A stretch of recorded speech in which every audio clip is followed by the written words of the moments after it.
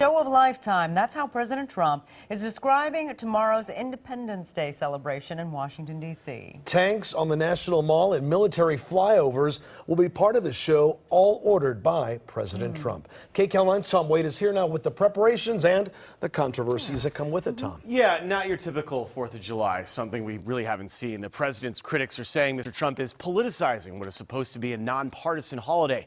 The president is brushing off those accusations and moving forward with his plans for his show. Tanks are rolling in near the Lincoln Memorial, part of the final preparations for Thursday's 4th of July celebrations. Crews used wooden planks to make sure the military vehicles did not damage the pavements. Some incredible equipment, military equipment on display. Fighter jets, Air Force One and Marine One will all be part of the show. A B-2 bomber and the Blue Angels will fly over. We're going to have planes going overhead, the best fighter jets in the world, and other planes too. These flyovers will cost tens of thousands of dollars per hour, though military officials say they are essentially training flights and therefore not an extra cost to taxpayers.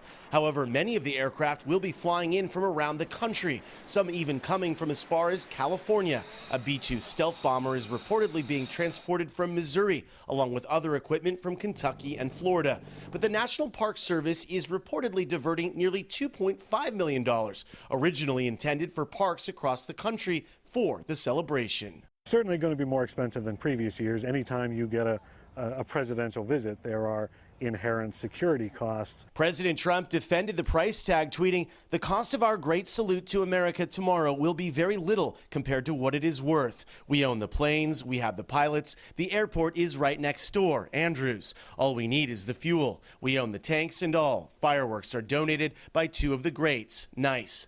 The White House is also providing VIP tickets to Republican Party donors, raising concerns from some Democratic lawmakers that the nation's birthday is being politicized.